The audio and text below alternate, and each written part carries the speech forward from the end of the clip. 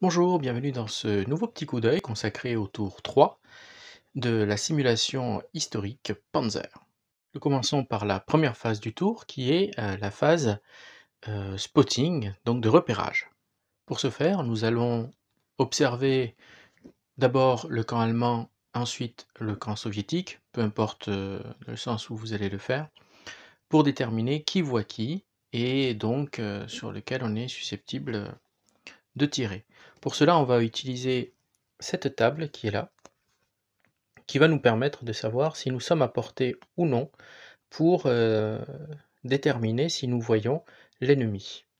Donc comme vous voyez, hein, vous avez différents niveaux. Le 0 c'est celui de base, et puis ensuite eh bien, nous avons plus 1, moins 1, ou jusqu'à moins 5, ou jusqu'à plus 2 et plus. Nous allons commencer par le plus facile, donc il faut regarder la colonne V, c'est celle de base pour les véhicules, et nous allons la croiser donc avec les données qui sont là. De base, c'est 20, c'est-à-dire que 20 hexagones, le rayon est de 20 hexagones lorsqu'on est en terrain découvert. Donc aucun couvert léger, aucun couvert lourd, rien ne bloque la vue. Donc par exemple, cette unité est visible à partir de 20 hexagones autour de son point central. On va commencer, donc ici, par exemple, hein, on va prendre celui-ci, il est visible par cette unité, donc on va lui laisser son marqueur. Cette unité est aussi visible par celle-là, mais on va le faire dans l'ordre, on va faire d'abord les Allemands, ensuite on fera les Soviétiques. Donc celui-là est visible, celui-là est visible, celui-là est visible, il est en terrain découvert aussi par cela. Celui-ci aussi est en terrain découvert, celui-ci on va s'intéresser après, on fait d'abord les terrains découverts, pareil pour lui, il est visible par celui-ci, et par celui-ci, et par celui-ci, et pour celui-là on verra après. On va maintenant s'intéresser à ceux qui ne sont pas en terrain découvert, c'est-à-dire ici. Alors, on regarde en dessous, c'est un terrain découvert. Il est sur une colline, certes, mais il est visible et il ne bénéficie pas ici d'une protection. Donc, sur la colline, il est visible de loin. Est-ce que celui-ci le voit? Je pense, mais celui-là au moins le voit. Il est visible, hein, donc on lui laisse. Pour cela, alors ils sont normalement dans le petit village là-dedans, voilà. Eux, c'est particulier. Ils sont dans une allée, hein, dans des ruelles, et la ruelle apporte en fait une couverture. Donc là, pour cela, il faut aller voir la petite table qui est ici. L'effet de terrain, donc dans une allée, on regarde, cover light, on se reporte ici. Cover light c'est moins 1, donc on va moins 1, il n'est visible qu'à 10 hexagones. Donc on compte, est-ce que mes Allemands sont à 10 hexagones? 1, 2, 3, 4, 5, 6. Donc oui, hein, 1, 2, 3, 4, 5, 6. Donc je peux le voir, au moins lui, les 3 sont visibles. Donc on va lui laisser cette fois-ci son marqueur.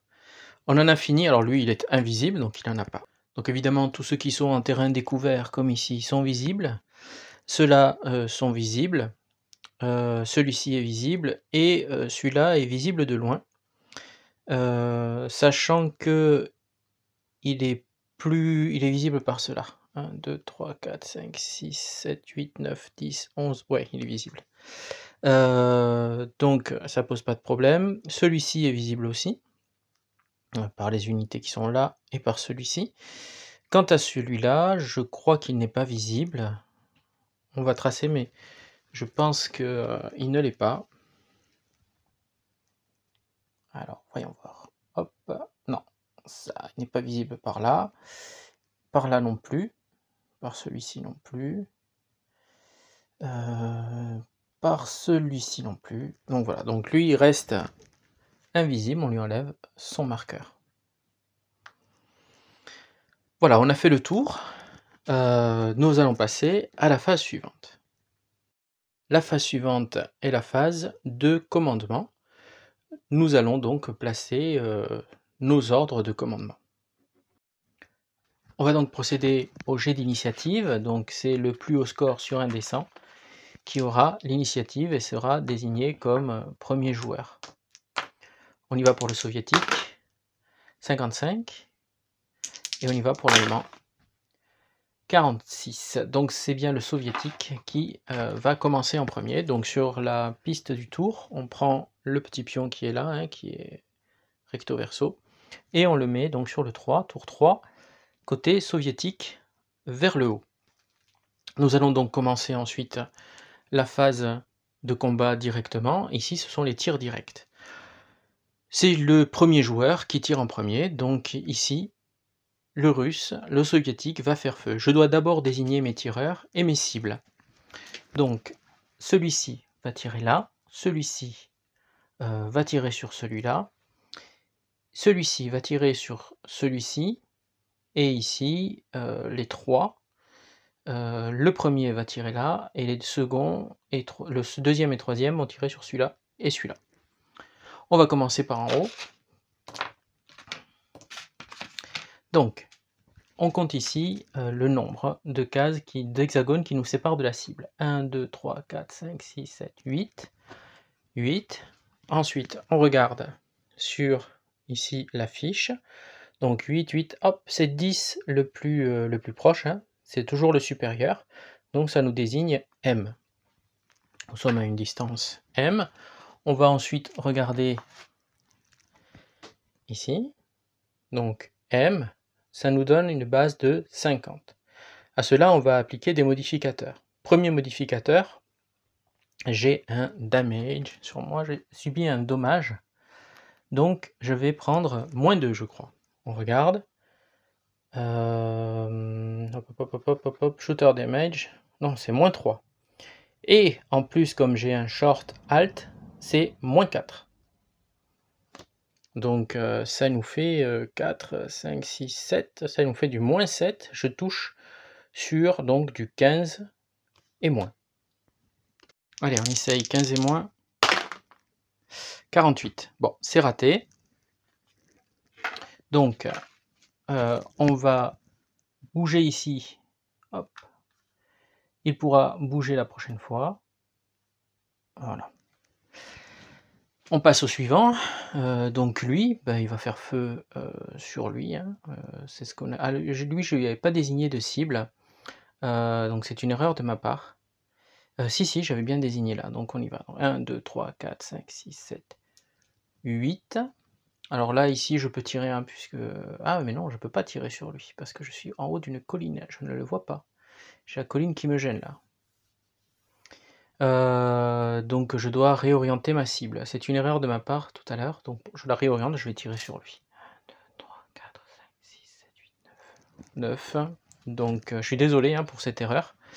Donc 9. Allez, ça nous fait du M. Donc pareil que tout à l'heure. Sauf que là, j'ai pas grand chose qui va m'empêcher de tirer à pleine puissance. Donc M, ça sera du 50. Et c'est tout. Du 50. Allons-y pour du 50. 23, ça passe. On regarde donc M, on a fait du 15. Son armure est de 13, ça fait une différence de 2. Il est donc endommagé. Mais je pense qu'il a déjà été endommagé au tour précédent. Donc il est KO, il est éliminé. On met à sa place un KO.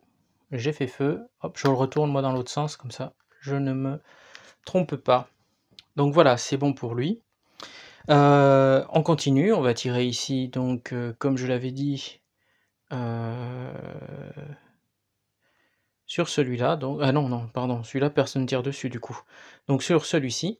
Donc 1, 2, 3, 4, donc ça fait du 5. Alors là, ça va être... là, ça va faire mal. Donc si on regarde, 5, eh bien c'est du S. Du S, j'ai aucun ordre sur moi qui peut m'empêcher de tirer. Lui, il n'a aucune protection. Donc ça va faire du 70. Voilà. Il faut faire 70 et moins. 10 et moins. Bien, ça fait 12. Ça touche. Et là, ça va faire très mal puisque si on regarde, donc on était sur du S. Donc ça nous fait du 17. Il a 13. Ça fait du 4. Il est KO. Sur un résultat de 4 à 9.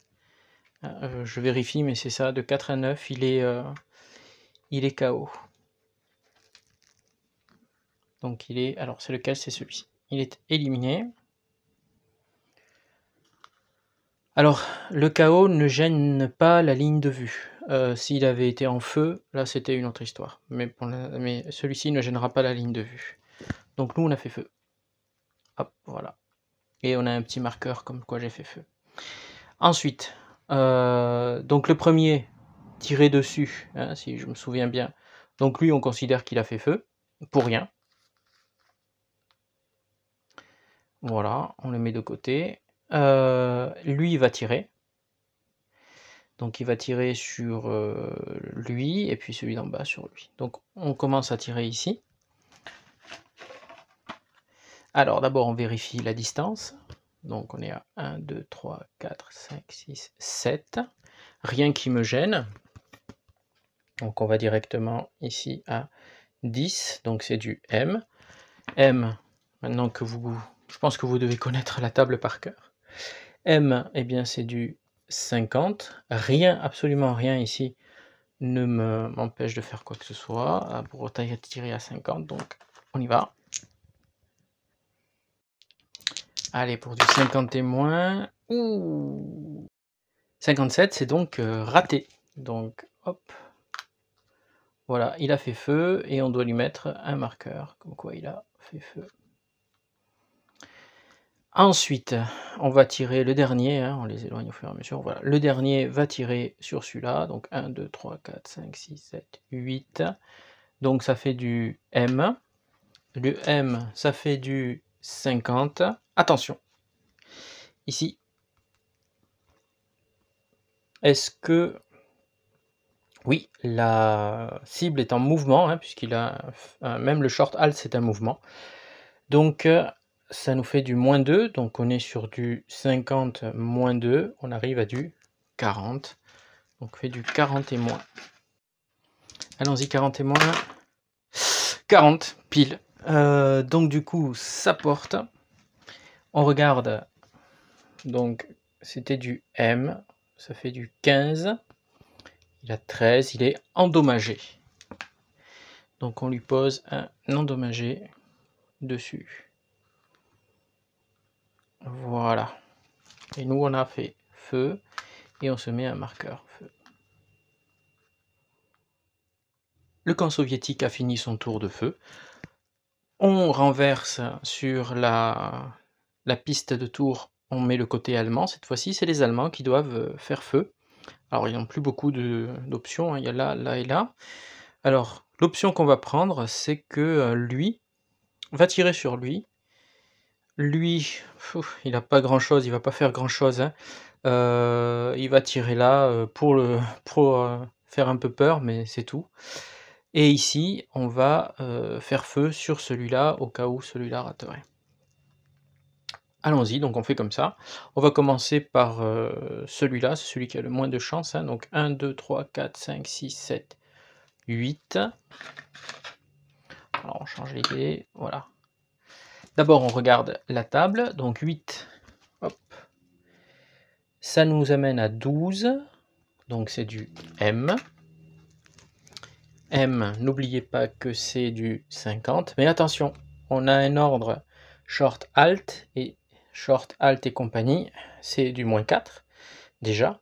Et est-ce que je suis endommagé? Non, donc c'est que du moins 4. Donc on descend, on doit faire du 30 et moins. Allons-y. 78, c'est raté. Donc ici, on bouge celui-là dans l'autre sens. Déjà, c'est fire, parce qu'il a fait feu. Et on met un move dessus. Il pourra bouger lors de la phase de mouvement.